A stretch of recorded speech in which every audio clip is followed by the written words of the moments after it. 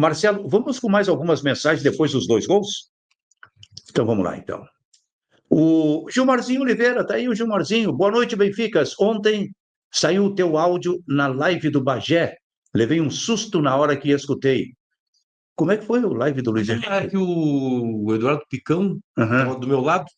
Ah, Eu sim, estava na zona mista, ele chegou, se instalou do meu lado ali. sim, E como o cara tem que falar muito alto na zona mista, né? sim. Muito, ontem tinha, olha, sem exagero, mas não quer dizer, mas quase 100 pessoas. Nossa. Quase 100 pessoas. E aí, se você falar baixo, né? Sim. Não tem como. E aí, eu acho que foi nesse momento que eu Uhum. devo ter falado um pouco mais alto, deve ter vazado do microfone do Picão, que estava ali ao meu lado. Olha só. Gilmarzinho, grande abraço. Quem é que está aí, Luiz O, Henrique? tu não chegou o Hum? Alex Roveda? Vitão não ir para a seleção é muita panela. Ele é craque da posição. O Vitão não está nem naquela pré-lista dos Sim, 52, é é. um absurdo, né? E na lista dos 52, tem que colocar também o Alan Patrick. Na Pois é. lista dos 52. Eu não Isso, quero dizer com isso que eles tenham que isso. estar na lista de 22 ou 23, É, mas numa lista de 52 ele ali tinha que estar, né? é Eu acho demais. que não chegou a fazer, porque a zona mista é uma coisa recente no Sim, é pós-Copa do Mundo, né? sim, A zona mista nos estádios de futebol é uma coisa na arena, no Beira-Rio. Então, naquele tempo, tu já não fazia mais a cobertura de campo, né? sim, Então, tu não tem ideia. Se você chegar hoje numa zona mista, ontem, você ia ficar espantado porque o jogador sai e tem como é na Copa do Mundo, né? Sai do gramado, no intervalo do jogo, e antes de ir para o vestiário tem uma grade, onde sim, ficam os jornalistas todos espremidos ali. sim. E ontem chegava a dar pena. A Michele Silva, por exemplo, da Rádio Bandeirantes, que fez um trabalho muito forte. A Michele tá malandra. Sim. Ela tá se adiantando, tá chegando cedo, consegue ouvir, mas há um momento em que o jogador segue caminhando, e aí quem não falou se posiciona. E ela tentava fazer a volta para pegar um pouco mais, e Sim. ali era até divertido ver. Não conseguia. Muita gente. Acho que no Beira-Rio vai ter mais ainda, hein? No próximo domingo. Sabe o que eu acho que não, cara? Será? Eu tô com a sensação, ou uma opinião, acho que o torcedor do Grêmio, por exemplo, acho que não vai. Dependendo do que Não, o acontecer. torcedor influência, quer dizer, os que fazem o trabalho de Não, jornalista. esses vão porque Sim. esses têm que produzir vídeos, mas o torcedor de estádio mesmo, Ah, sim, não, tu está falando do estádio. Eu estou é, falando da zona mista. é, Estou falando da zona mista. Se vai, deve ter o mesmo peso do jogo de ontem. mais Menos preocupado. que influência, porque os influencers colorados, por exemplo, que fazem Esses zona vão mista, estão todos, né? todos lá. Esses vão todos. Talvez do Grêmio, talvez não apareçam aí. Mais alguma mensagem? Vamos lá, então. Daqui a pouco, os dois gols do Internacional. O advogado Cláudio Halber. Boa noite, Benficas. Santa Maria na audiência. Grande Santa Maria. Qual a maior virtude do Roger na montagem do time? Pergunta o advogado Cláudio Halber, Luiz Henrique.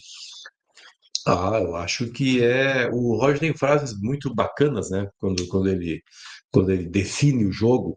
Por exemplo, se referindo aos dois gols do Internacional, ele diz que pode ter parecido uma surpresa para quem viu. Para mim, não. Para ele, Roger, no caso. Sim, Porque tudo que a gente ensaia, a gente consegue executar no jogo. Eu acho que uma das virtudes do Roger é justamente essa coisa, Silvio, de ser muito meticuloso, entendeu? De ser muito criativo nos é treinamentos, isso aí.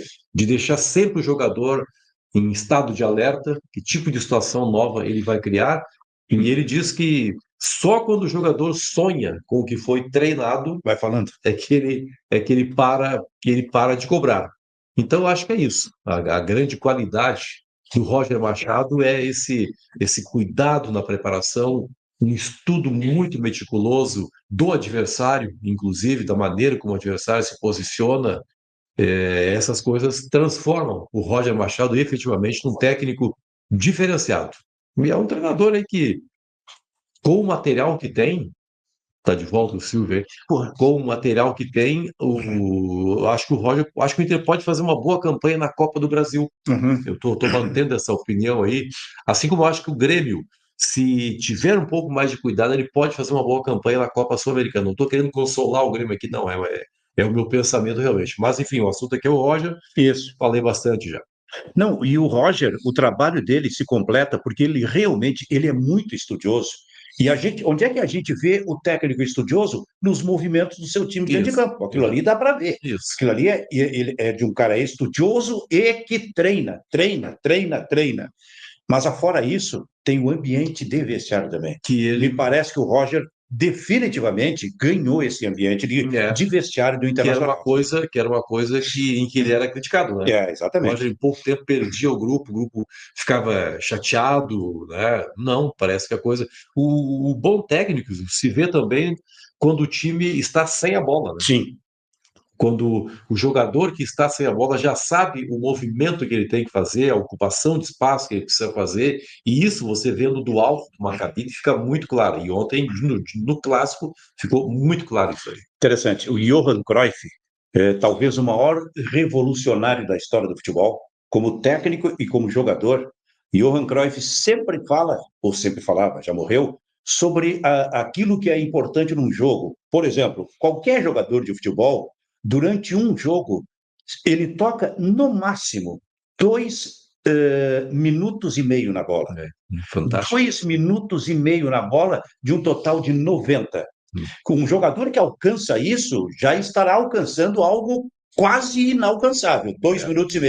Aí ele pergunta, e o restante? Os 87 minutos, 87 minutos e meio, 88 que o jogador fala.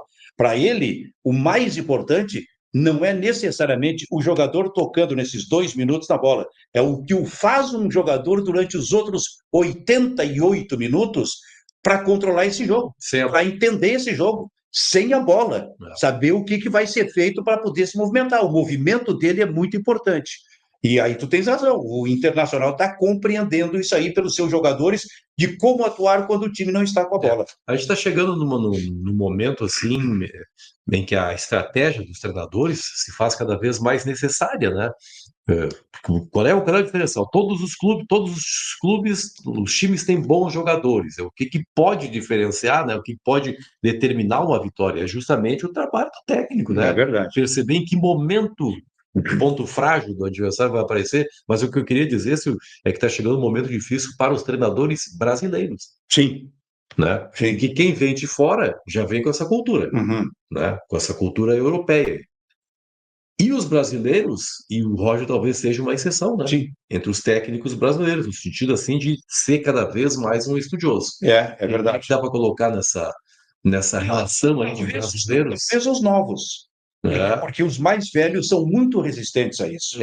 Eles têm aquelas ideias. Os vícios. Vícios, e que o Brasil não precisa de técnico estrangeiro.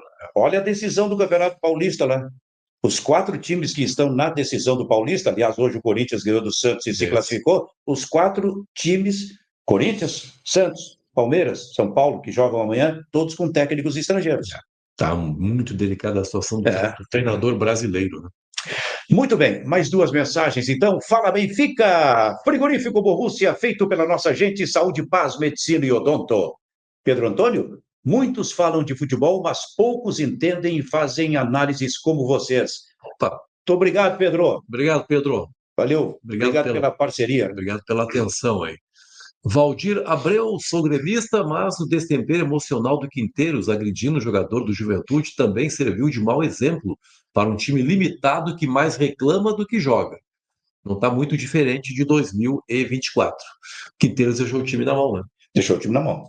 Com aquela, como falou o Valdir, com o destempero de invadir o campo e ainda dar um tapa, um soco no adversário.